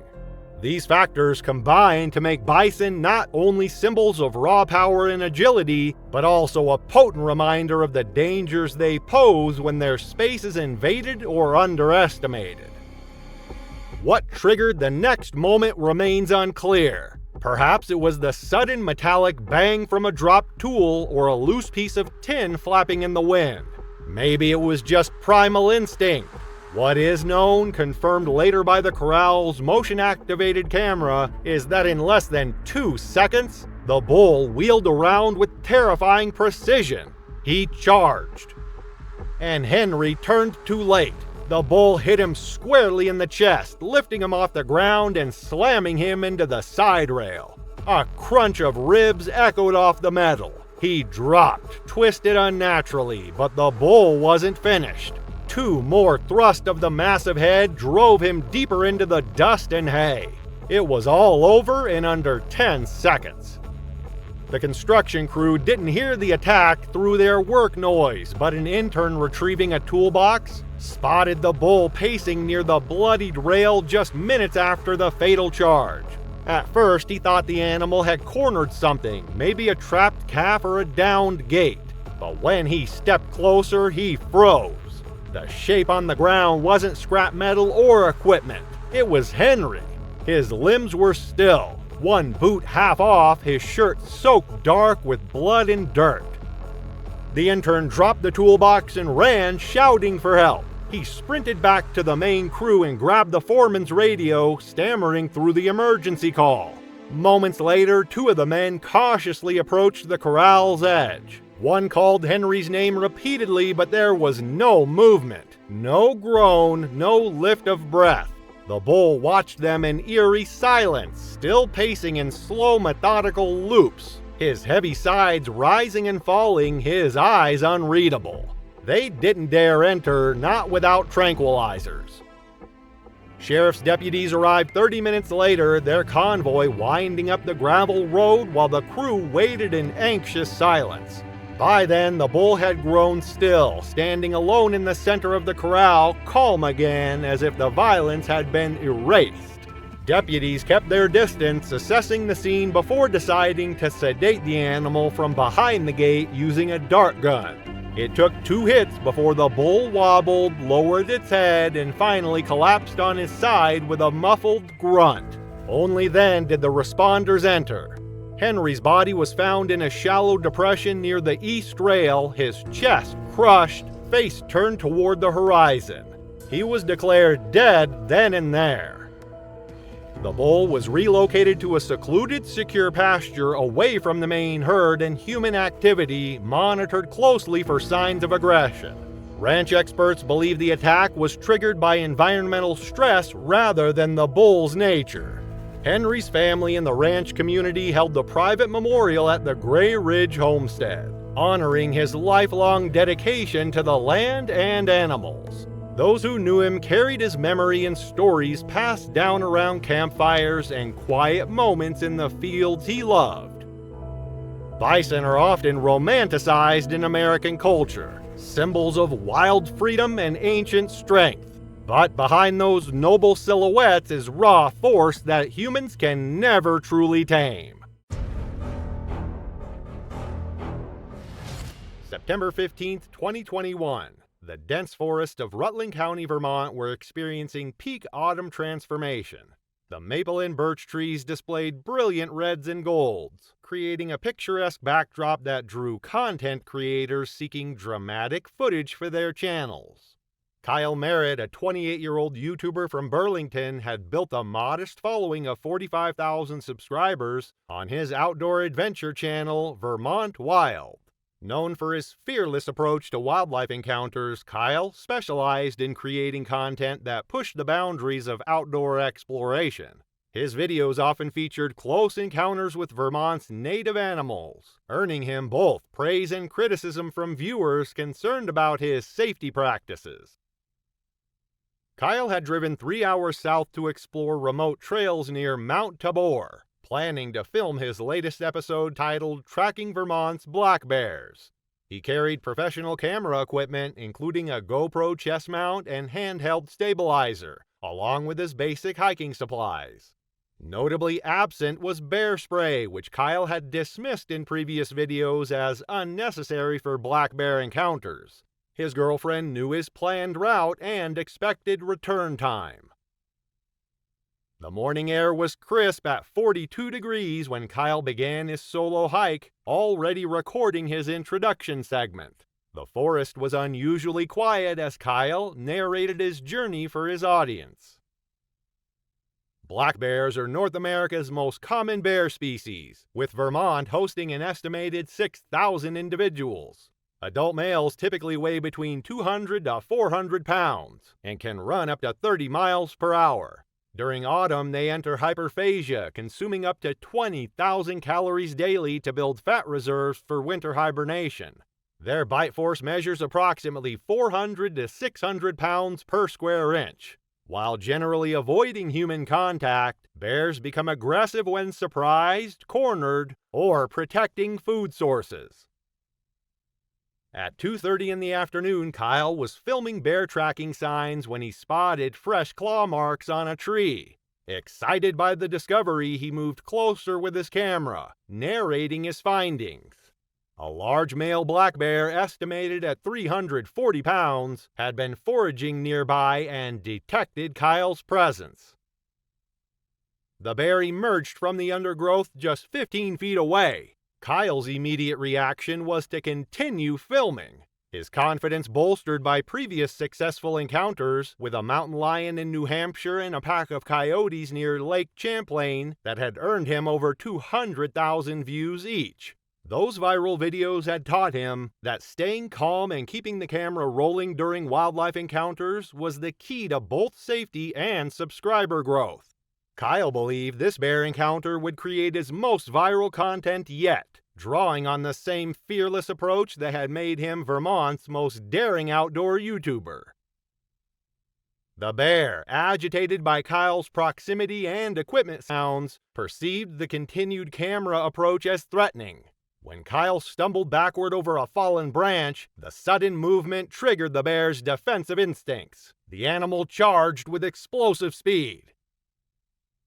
The initial impact sent Kyle crashing to the forest floor as his camera flew away. The 340-pound bear landed on Kyle's chest, immediately fracturing multiple ribs. The animal's first swipe across Kyle's face and neck caused devastating lacerations, with claws over 2 inches long tearing through skin and muscle down to bone. Kyle's attempts to protect his head resulted in severe defensive wounds to both arms. The bear's powerful jaws clamped around his left shoulder, delivering a crushing bite force that shattered his collarbone and severed major blood vessels. The animal shook its head violently, causing massive tissue damage and arterial bleeding. As Kyle weakened from blood loss, the bear continued its assault on his torso. Multiple rib fractures punctured his left lung, causing internal bleeding and respiratory distress. The bear's claws raked across Kyle's abdomen, penetrating the abdominal wall and causing fatal internal injuries. Kyle lost consciousness from severe blood loss, traumatic brain injury, and respiratory failure. He died within minutes from multiple traumatic injuries. Kyle's body was discovered the following morning by Vermont State Police after his girlfriend reported him missing. His camera equipment was found scattered around the attack site, with his GoPro still recording when discovered. Vermont Fish and Wildlife officials closed the trail system and launched an investigation into the state's first fatal black bear attack in over 2 decades. The bear was tracked and euthanized 3 days later after being identified through DNA evidence. Kyle's final footage provided investigators with crucial evidence about the attack sequence. His YouTube channel was memorialized by his family, who used the platform to promote wildlife safety education. The incident sparked debate within the outdoor content creator community about the ethics of pursuing dangerous wildlife footage for social media engagement. Kyle's death served as a sobering reminder of the risks involved in extreme outdoor content creation. August 15, 2019. The crystal clear waters off Guadalupe Island, Mexico promise the adventure of a lifetime. Located 150 miles southwest of Ensenada, this remote volcanic island has become world-renowned as one of the premier destinations for great white shark cage diving. The nutrient-rich water surrounding the island created a perfect ecosystem that attracted massive populations of elephant seals, which in turn drew some of the largest great white sharks on the planet. Jake Ruiz, a 34-year-old marine biology enthusiast from San Diego, had been planning this trip for over 2 years. His wife Talia, 31, shared his passion for marine life despite her initial fears about sharks. The couple had saved meticulously for this once-in-a-lifetime experience, booking with a reputable dive operator known for their safety protocols. Jake worked as a high school science teacher and often spoke to his students about the importance of shark conservation. This dive represented the culmination of his lifelong fascination with apex predators. The morning conditions were ideal, with calm seas and visibility extending over 100 feet. The dive boat had anchored in the traditional spot where the continental shelf dropped dramatically, creating the perfect hunting ground for great whites. Other tourists aboard the vessel watched excitedly as crew members prepared the aluminum diving cages, checking the air supply lines and testing the communication systems. Great white sharks are the ocean's most formidable predators, capable of reaching lengths of over 20 feet and weighing more than 5,000 pounds. Their torpedo-shaped bodies can propel them through the water at speeds exceeding 35 miles per hour. Armed with rows of serrated teeth that can exert bite forces up to 4,000 pounds per square inch, they are perfectly evolved killing machines.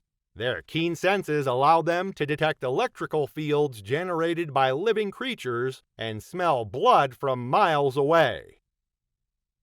At Guadalupe Island, great whites display particularly aggressive feeding behaviors, often breaching completely out of the water when attacking seals. The island's population includes some of the largest specimens ever recorded, with several individuals measuring over 18 feet in length. Jake and Talia entered the cage together during the afternoon session when shark activity typically peaked. The rectangular aluminum cage measured approximately 8 feet by 6 feet, with gaps between the bars designed to allow clear photography while keeping divers safe. Both wore standard scuba gear with surface-supplied air systems connected to the boat above. Within minutes of submersion, a massive female great white, estimated at over 17 feet long, appeared from the murky depths. The shark initially showed typical investigative behavior, circling the cage at a distance while the couple marveled at its size and grace. The crew above began using bait to encourage closer approaches for better viewing. The situation deteriorated rapidly when the shark became increasingly agitated by the bait presentation. During one aggressive pass at the suspended tuna head, the massive predator struck the cage with tremendous force. The impact bent several of the aluminum bars inward, creating a gap large enough for the shark to partially enter. Jake was positioned nearest the compromised section when the shark's head pushed through the opening. The animal's powerful jaws clamped down on his torso just below the rib cage. The serrated teeth penetrated deep into his abdomen, severing major blood vessels and causing massive internal trauma. The shark's thrashing movements inside the confined space created additional lacerations across his chest and arms. Talia, trapped in the same cage, was struck by the shark's powerful tail as it attempted to extract itself. The impact crushed several ribs and caused severe internal bleeding. The shark's continued struggles to escape the cage resulted in further injuries to both victims, as they were battered against the metal bars. The surface crew immediately began emergency procedures to extract the cage, but the shark's presence made any rescue attempt extremely dangerous. By the time they managed to raise the cage to the surface, both Jake and Talia had succumbed to their injuries from massive blood loss and trauma. Mexican maritime authorities launched a comprehensive investigation into the incident, focusing on cage construction standards and safety protocols. The dive operator voluntarily suspended operations pending the investigation's completion. The tragedy sparked renewed debate about the safety of cage diving operations and led to stricter regulations for shark tourism activities in Mexican waters. October 12, 2020. The dense forest of Cougar Ridge Provincial Park in British Columbia stretched endlessly under an overcast autumn sky. Located in the remote wilderness of the Coast Mountains, this 15,000-hectare park was known for its pristine, old-growth forests, rugged terrain, and abundant wildlife. The towering Douglas firs and western red cedars created a cathedral-like canopy that filtered sunlight into dappled patterns on the forest floor below. Daniel Cho, a 30-year-old YouTuber from Vancouver, had driven 4 hours north to reach this secluded location. His channel, Daniel in the Pines, attracted 10,300 subscribers who appreciated his unique blend of quiet forest walks, poetry readings, and philosophical reflections about finding peace in nature. Working part-time at a downtown bookstore, Daniel used his days off to venture into British Columbia's wilderness, seeking what he called stillness in a loud world. For this trip, Daniel planned to film a 2-night series titled Disappearing into the Trees, bringing only essential gear, a single camera, a lightweight hammock, and cold sandwiches. He intended to document his complete disconnection from modern life, camping alone in one of the park's most remote sections where few hikers ventured. Cougars are North America's largest wild cats, capable of reaching 8 feet in length and weighing up to 200 pounds. These solitary hunters possess incredible stealth, moving silently through dense forest terrain with retractable claws and powerful hind legs that allow them to leap 40 feet horizontally. Their amber eyes provide exceptional night vision, while their acute hearing can detect the slightest movement from hundreds of yards away. Female cougars with cubs are particularly territorial and aggressive, viewing any perceived threat as cause for lethal force. Daniel arrived at his chosen campsite around 4 in the afternoon, setting up his hammock between 2 massive cedars. As dust settled over the forest, he positioned his camera and began recording a poem about silence and solitude. Unknown to Daniel, his camera captured movement on the ridge behind him, a tawny form watching from approximately 100 meters away. The female cougar had been tracking Daniel's scent since his arrival. With 2 young cubs hidden in a nearby den, she perceived the human's presence as a direct threat to her offspring. Throughout the evening, she maintained surveillance from various positions, using the dense undergrowth and fallen logs as cover, while gradually closing the distance to Daniel's camp. At 10:30 in the evening, Daniel recorded his video journal, noting strange sounds outside his tarp. He dismissed the noises as likely deer movement, unaware that the cougar had positioned herself within 50 meters of his location. His GoPro, set to capture time-lapse footage of the night sky, continued recording as Daniel settled into his sleeping bag. At 2:12 in the afternoon, the GoPro captured a blur moving beyond the dying firelight. The cougar had spent hours circling the campsite, testing Daniel's awareness and planning her approach. A shadow crossed the camera lens as the predator moved into position for her final assault. The attack began with devastating speed and silence. The cougar launched herself from a fallen log approximately 15 feet from Daniel's hammock, covering the distance in a single bound. Her 140-pound body struck Daniel with tremendous force, her claws extending to grip his torso, while her powerful jaws clamped down on his neck and skull. Daniel's startled cry was immediately muffled as the cougar's bite crushed his cervical vertebrae and severed major blood vessels in his neck. Her canine teeth, measuring over 1 inch in length, penetrated deep into his throat, causing massive trauma to his trachea and carotid arteries. The force of the initial impact knocked him from his hammock onto the forest floor.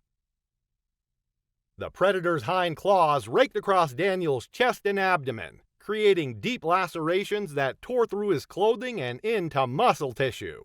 Her front paws pinned his shoulders while she maintained her crushing bite on his neck, shaking her massive head to inflict maximum damage. Blood poured from the puncture wounds as Daniel's body convulsed involuntarily. The cougar's powerful jaw muscles continued applying pressure, fracturing Daniel's skull and causing catastrophic brain trauma. Within 30 seconds, the combination of blood loss from severed arteries and oxygen deprivation from his crushed windpipe rendered Daniel unconscious. His body went limp as the predator maintained her grip, ensuring the threat to her cubs was eliminated. When Daniel failed to check in with his roommate as planned, search and rescue teams were dispatched to Cougar Ridge Provincial Park. They discovered his campsite on October 14th. Finding his camera equipment intact, with the lens cracked but still functional. Daniel's body was located 60 meters from his original campsite, where the cougar had dragged him after the attack. The recovered footage provided clear evidence of the stalking behavior and attack sequence. Wildlife officials confirmed that tracks and scat samples indicated a female cougar with cubs in the immediate area. The animal had acted on maternal instincts to protect her offspring from perceived danger. March 22, 2018. The remote backwaters of the Florida Everglades became the scene of a horrific tragedy that would expose the deadly consequences of social media stunts gone wrong. The vast wetland ecosystem, spanning over 1,500,000 acres, harbors one of nature's most formidable predators, the American alligator. Troy Lockett, a 26-year-old aspiring content creator from Homestead, Florida, had been struggling with his YouTube channel, Bayou Blunders. With only 3,600 subscribers, Troy specialized in chaotic Southern-style wildlife dares and redneck humor filmed throughout Florida's marshes and backroads. His videos featured increasingly dangerous stunts, like catching venomous snakes bare-handed and wrestling wild boars, all in pursuit of the viral moment that would launch his television career.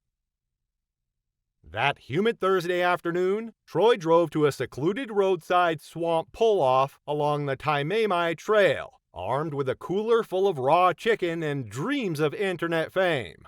He had scouted this location previously, noting several large alligators that frequented the murky waters near the road. His plan was simple but reckless. Film himself feeding 3 wild gators raw chicken from a stick. American alligators are apex predators that have remained virtually unchanged for 200 million years. Adult males can reach lengths of 14 feet and weigh over 1,000 pounds, with jaw muscles capable of generating crushing forces exceeding 2,100 pounds per square inch. These ancient reptiles are opportunistic feeders and ambush hunters. When habituated to human feeding, they lose their natural fear and become increasingly aggressive in pursuing food sources. Troy set up his smartphone camera, propping it on a red lunchbox positioned on the muddy bank to capture the perfect angle. He grabbed his cooler and a long wooden stick, wading into knee-deep water while addressing his future audience with characteristic bravado. Troy shouted, his voice echoing across the still swamp as he impaled the raw chicken thigh on his makeshift feeding pole, announcing that it was time to see who was hungry today.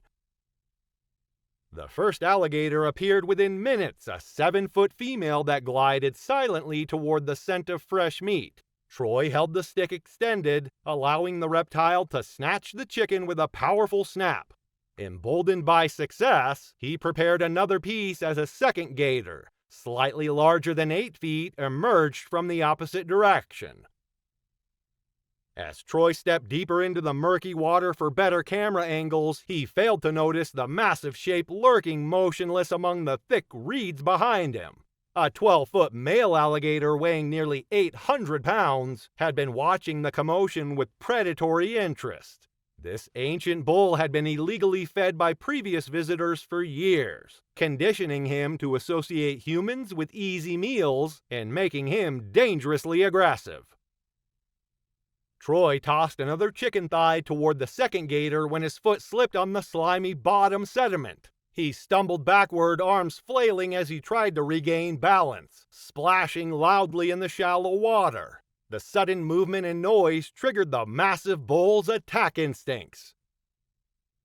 The enormous alligator exploded from the reeds with terrifying speed, covering 15 feet in less than 2 seconds. Its massive jaws clamped down on Troy's left leg just above the knee with bone-crushing force, instantly shattering his femur and severing major blood vessels. Troy's agonized screams pierced the air as the predator began its signature death roll. The powerful reptile spun Troy's body violently through the water for nearly 20 seconds, each rotation causing additional fractures. The alligator's conical teeth ripped through muscle, tendons, and arteries. Troy's left leg was nearly severed at mid-thigh, held together only by strips of mangled tissue. Blood poured into the dark water as Troy thrashed desperately, his screams becoming weaker with each passing moment. The massive gator maintained its grip while repositioning for a better hold, its teeth now clamped around Troy's torso just below the rib cage. The crushing pressure fractured multiple ribs and punctured his lungs, making breathing impossible. As Troy's struggles weakened from massive blood loss, the alligator dragged him toward deeper water. The other two gators, attracted by the blood and commotion, began circling the area. The final moments came when the massive bull repositioned its jaws around Troy's upper torso and neck. The immense pressure crushed his cervical vertebrae and caused severe brain trauma. Troy's body went limp as the alligator continued its death roll, tearing away large sections of flesh. The smartphone continued recording for 14 agonizing minutes, capturing Troy's screams gradually fading to silence, followed by sounds of splashing water and occasional grunts from the feeding alligators. Troy's disappearance wasn't reported until Monday when he failed to show up for work. His truck was discovered at the remote pull-off by Florida Highway Patrol, along with the smartphone still propped on the lunchbox. Recovery divers found Troy's dismembered remains scattered across the swamp bottom 3 days later. March 15, 2019, Riverside County, California. The sprawling 40-acre property in the desert hills of Riverside County had once been home to exotic animals used in Hollywood productions. Now retired, the facility served as a sanctuary for aging performers, including several chimpanzees that had spent decades in the entertainment industry. The compound featured reinforced enclosures, medical facilities, and specialized housing designed for animals transitioning from show business to retirement. Melinda Hart, a 34-year-old documentary filmmaker from Los Angeles, had spent months negotiating access to create her passion project about retired circus animals. Her previous work focused on animal welfare, earning her recognition in independent film circles. The sanctuary's owner, believing Hart's documentary could raise awareness about proper animal retirement care, granted unprecedented access to film interviews and interactions with the facility's most famous residents. That morning, Hart arrived with minimal crew, just herself and a cameraman, to conduct what she called an interview with Caesar, a 28-year-old male chimpanzee who had appeared in numerous commercials and films throughout the 1990s and early 2000s. The plan involved Hart sitting outside Caesar's enclosure while asking questions, creating an artistic piece about communication between species. Chimpanzees are humanity's closest living relatives, sharing approximately 98.8% of human DNA. Adult males can weigh between 88 and 130 pounds, with arm spans reaching up to 7 feet. Their strength is legendary, estimated to be 4 to 6 times stronger than humans of comparable size. In the wild, chimpanzees live in complex social hierarchies where displays of dominance often involve aggressive behaviors, including biting, hitting, and territorial attacks. Caesar had been removed from his mother at 6 months old for entertainment training. Decades of human interaction had created an animal caught between two worlds, neither fully wild nor completely domesticated. Recent behavioral assessments noted increased agitation and territorial displays, particularly around unfamiliar humans. At approximately 2:30 in the afternoon, Hart positioned herself 3 feet from Caesar's enclosure gate while her cameraman filmed from a safe distance. The sanctuary owner had stepped away to handle feeding schedules for other animals. Hart began her scripted questions, treating Caesar as an interview subject. Caesar initially appeared calm, sitting near the enclosure's front. Without warning, the 120-pound chimpanzee lunged forward, his powerful arms reaching through the chain-link barrier. His hand seized Hart's left arm and shoulder, pulling her against the fence with tremendous force. The impact created a metallic rattling that echoed across the compound. Hart's screams pierced the desert air as Caesar's grip tightened. His fingers, each possessing the strength of a human arm, crushed muscle and bone. The chimpanzee's canine teeth, measuring over an inch long, punctured Hart's shoulder and upper arm repeatedly. Blood began flowing through the chain link openings. Caesar then grabbed Hart's head with both hands, his fingers wrapping around her skull. The crushing pressure fractured her temporal bone, while his thumbs pressed into her eye sockets. Hart's body convulsed as Caesar shook her violently against the fence, her neck snapping back and forth with each movement. The cameraman's frantic calls for help brought the sanctuary owner running, but Caesar's attack continued for nearly 4 minutes. The chimpanzee's powerful jaws clamped down on Hart's face, his teeth penetrating her cheek and jaw. Bone fragments mixed with tissue as Caesar's bite force, measuring 1,300 pounds per square inch, destroyed her facial structure. Hart's body went limp as massive blood loss and traumatic brain injury from the skull crushing proved fatal. Caesar finally released his grip, retreating to the back of his enclosure while Hart's lifeless form remained pressed against the fence. Emergency responders arrived within 12 minutes but could only pronounce Hart deceased at the scene. The Riverside County Sheriff's Department launched an investigation into safety protocols at the facility. Caesar was immediately quarantined pending evaluation by animal behavior specialists.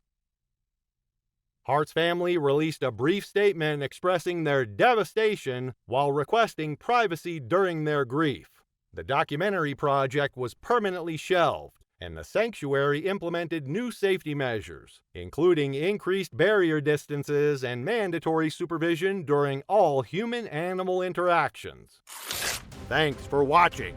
Want to watch more? Click on your screen now.